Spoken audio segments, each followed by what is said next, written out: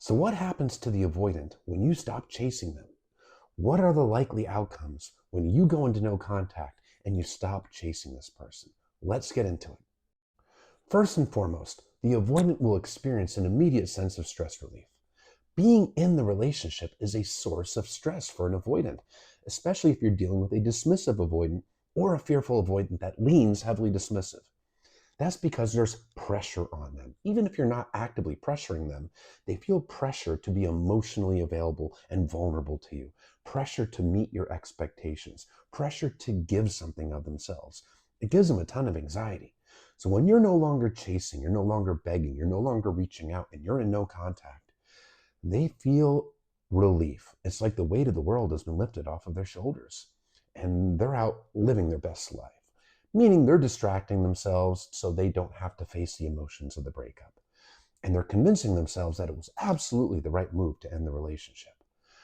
But after some time goes by and you're not reaching out, your silence speaks volumes. It speaks more than your words ever could. Now they're experiencing the loss of you, which means, ooh, I could actually really be losing this person. Because subconsciously, they did expect you to chase them. They expected you to beg and plead, and you're not doing that. And human beings, regardless of attachment style, are naturally motivated by fear of loss. People naturally want what they think they can't have.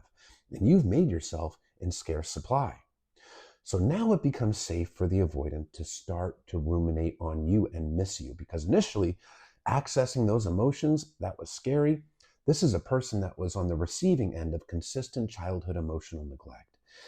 And vulnerability, processing emotions, it was never shown to them and it was never safe for them to do. So when they get triggered, they shut down from emotions. They detach. That's how they learn to keep themselves safe. But now it's safe to do so because you're not pressuring them and they're not getting triggered. So this can go a couple different ways. And one of those ways, and a very common way, is for them to start breadcrumbing you, meaning giving tiny little cues and clues that there might still be a chance and they might miss you and they might want to get back together.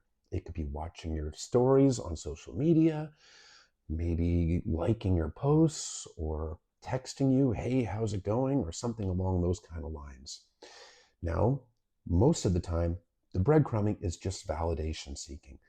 The avoidant is a very insecure person that needs external validation to feel better about themselves. They don't know how to internally validate themselves. So when you take the bait and you validate them, ooh, they know you still want them, you're still an available option, and it feels good to them. But now they can retreat again and go back to being quiet on you because they got your validation. Now, in some cases, they may regret the breakup to the point where they want to give it another try and maybe give the relationship another chance. But if this person is not taking full ownership of their behaviors, their attachment style, they're not working on themselves, the same unhealed wounds, the same triggers, the same insecurities are all still simmering below the surface. And it's inevitable that something in the relationship will trigger them again, and the same outcome, the same breakup, the same discard is likely to happen all over again. Now, they also fear rejection. They really fear that big time, and they associate vulnerability with rejection. That's why it's so scary to them. So they might not reach out to you at all out of fear of you rejecting them. Now, if they don't reach out at all, or if you reject their breadcrumbs, but you have not been breaking no contact, you have not been chasing, you have not been pursuing, there's a really good chance that you might become their phantom ex. Dismissive avoidants often have a phantom ex. A phantom ex is an ex that they ruminate about, that they fantasize about while they're in a relationship with somebody else. There's a couple reasons they do this. One, it always gives them one foot out the door. They never have to fully emotionally commit because they have this mentality that there's always somebody else better out there. And if there's always someone else better, you don't have to go all in on your current relationship. It also creates emotional distance between themselves and their current partner. It's hard to have true emotional intimacy with someone when you're fantasizing about someone else, or when you're negatively comparing your current partner to somebody else. It naturally creates emotional distance. And emotional distance helps the avoidant feel safe because closeness feels unsafe. Again, goes back to that childhood emotional neglect. So it gives them the justification that they need to eventually exit their relationship when they get triggered to the point where they want to run because they're fantasizing about somebody else. And when you have not chased, you have not begged, you've not pursued them, you handled the breakup in a very secure way, there's a high likelihood that you become that phantom ex.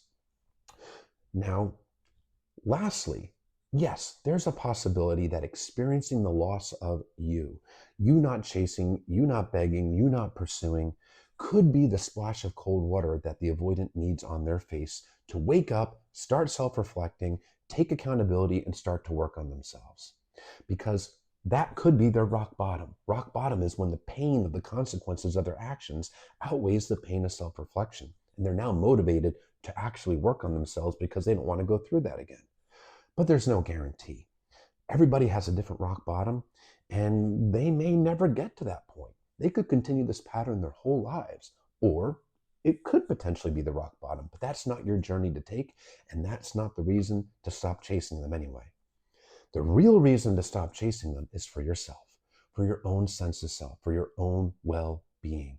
Because when you're chasing, you're begging, you're pleading, you are trying to convince someone to choose you, and you're sending yourself the message that you have to earn this person's love, that you have to prove that you are worth loving. And that is such an anxious and insecure message to send to yourself.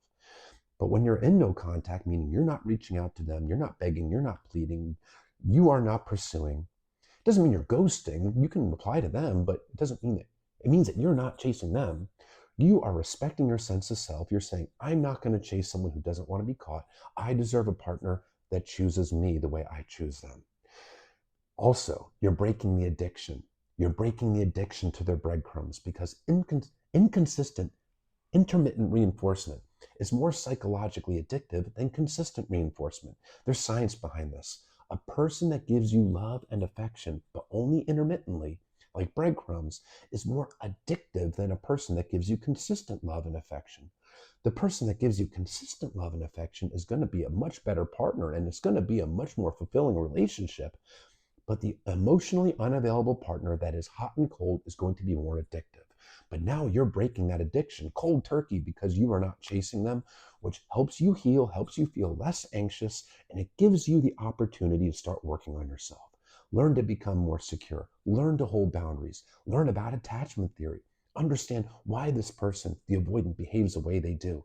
Because when you really understand why they act the way they do, and you understand it both intellectually and emotionally, you stop personalizing their behavior. You recognize that their behavior is a reflection of them and their insecurities, not a reflection of you and your worth.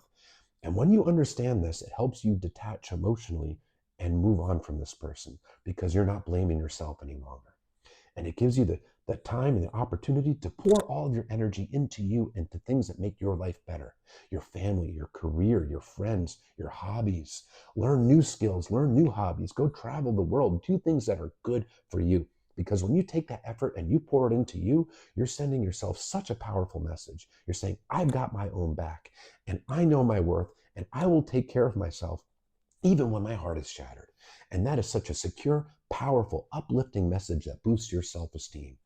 So no contact is really for you. Stop chasing them for you, not for them.